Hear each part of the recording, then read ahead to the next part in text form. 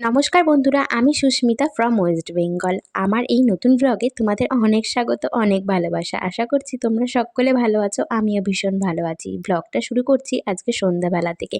সন্ধ্যাবেলায় আজকে ম্যাগি খাওয়ার একটু ক্রেভিং হয়েছিল, তো সেই জন্য ম্যাগিগুলোকে গরম জলে নুন আর একটু রিফাইন্ড অয়েল দিয়ে ভালোভাবে সেদ্ধ করে নিয়েছি।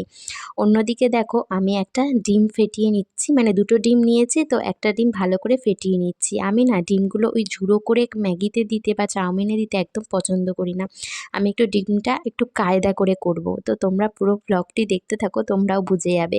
আর এটা খেতেও না ভীষণ টেস্টি হয়। আমি ডিমটাকে না অমলেটের মতন করে নিয়েছি। দ্বিতীয় ডিমটাকেও সেমভাবে আমি ভালো করে ফেটিয়ে নিয়েছি গ্লাসে, মানে হালকা একটু নুন দিয়ে তারপরে ফেটিয়ে নিয়েছি। এবার কড়াইতে অল্প একটু তেল দিয়ে আমি এবার ওই ডিমটা অমলেট করে নেব। তো ওটাকে অমলেট করে নিই, চলো দেখতে থাকো ব্লগটা, তোমরাও বুঝতে পারবে। আসলে আমি এই ভিডিওটা, মানে এই জিনিসটা আমি একটা মেয়ের ব্লগে দেখেছিলাম। তো আমি নামটা ঠিক জানি না, তবে ও যেই প্রসেসে করেছিল আমার বেশ ভালো লেগেছিল। আমিও তখন ভাবলাম যে সত্যিই তো ঝুড়ো করে খেলে আমাদেরও মুখে ঠিকভাবে ডিমটা পড়ে না, তো এইভাবে করলে না ডিমটা বেশি বেশি করে আমাদের মুখে পড়বে আর খেতেও হেভি লাগবে।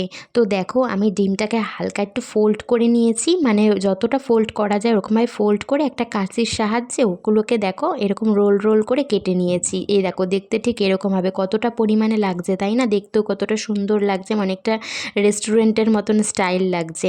তো ওই ডিমটাও আমি এরকম করে নেব। অন্যদিকে কড়াইতে অল্প একটু তেল দিয়ে এখানে আমি গাজর, পেঁয়াজ, আলু, আমি না এই মুহূর্তে এখানে লঙ্কা দিতে ভুলেই গিয়েছিলাম। একদিকে ভালো হয়েছে লঙ্কাটা এখন দিইনি, কারণ তোজোও খাবে, তো লঙ্কাটা আমি পরে অ্যাড করেছি। আমার একদম মাথাতেই ছিল না যে লঙ্কাটা দিইনি আমি। তো এই সবজিগুলোকে এবার ভালো করে ভাজা করে নেব। আর তোমরা কারা কারা বাদাম খেতে ভালোবাসো বলো তো? আমি দেখো হাফ খেয়েই নিয়েছি। তো বাদামটা একটু পরে দেবো, তার আগে না আমি একটু সয়া সস দিলাম এর মধ্যে, অল্প একটু, বেশি না।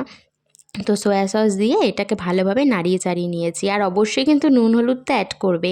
আর এই দেখো, এই সময় কিন্তু আমি বাদামটা দিয়ে দিয়েছি এর মধ্যে। বাদামটা দিয়ে এবার ভালো করে ভেজে নেব।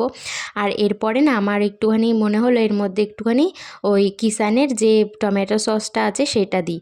তো ওই জন্য অল্পে একটু দিয়েছি, যেহেতু আমি মানে ম্যাগি বা চাউমিনে না ওই ওপর থেকে একদম সসটা পছন্দ করি না। তো আমি ভাবলাম তাহলে রান্না করব যখন, তখনই একবারে দিয়ে দিই। তো দেখো, আমার কিন্তু আলুটা কিন্তু সিদ্ধ হয়ে গিয়েছে। তো এইবার আমি ম্যাগিগুলো দিয়ে দেবো। আর ম্যাগিটা দেখো একদম গাছাড়া গাছাড়া হয়েছে, কত সুন্দর। মানে তেল দিলে, মানে সেদ্ধ করার সময় তেল আর নুনটা আমি দিয়েছিলাম, সেই জন্য এরকম ছাড়া ছাড়া হয়েছে। কতটা সুন্দর হয়েছে, কারোর গায়ে কারোটা মানে কেউ লেগে নেই, একদম সুন্দর করে। আর আমি না আলতো হাতে অল্প অল্প প্রথমে ম্যাগিটা দিয়ে তারপরে আবার ওই সবজিগুলোর সাথে মিশিয়ে নিয়েছি, আবার অল্প অল্প ম্যাগি দিয়েছি, আবার মিশিয়েছি একদম আলতো হাতে। খুন্তিটাকেও মানে আমি জোর খাটাচ্ছি না, মানে অনেকে চামচ দিয়ে করে, আমি যেহেতু মানে ফোন ধরেছিলাম, ক্যামেরাটা অন ছিল, তো আমি এক হাতেই ভিডিও করছিলাম, তো ওই জন্য আর চামচ ব্যবহার করিনি, মানে কাঁটা চামচ। আমি একবারেই খুন্তি দিয়ে, আমার না খুন্তিতেই সুবিধা হয়, আমার যেন চামচে খুব অসুবিধা হয়। তো ওই জন্য আমি খুন্তি দিয়ে একদম আলতো হাতে দেখো, মানে খুব বেশি প্রেশার দিলে বাই চান্স যদি ম্যাগিগুলো লেগে যায় বা ভেঙে যায়, তখন খেতেও বাজে লাগবে। আর এখন দেখো আমি ডিমটাও দিয়ে দিলাম এর মধ্যে।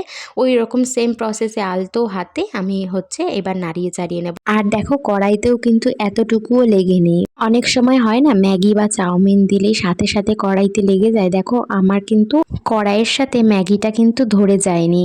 তোমরাও বাড়িতে আমার মতন এরকম সেম প্রসেসে একবার ট্রাই করে দেখো, রান্নাটি কিন্তু খুবই সুন্দর হবে, আমি কথা দিচ্ছি। মধ্যে যে ম্যাগি মশলাটা ভরা থাকে এটার সঙ্গে, মানে এইগুলো কিন্তু আমি একদমই ইউজ করি না, জাস্ট আমি হলুদ লবণ দিই। তো আজকে কি মনে হয়েছিল, জাস্ট একটু সয়া সস আর একটু ওই কিষানের যেই টমেটো সসটা হয় সেটাই দিয়েছিলাম, ব্যাস।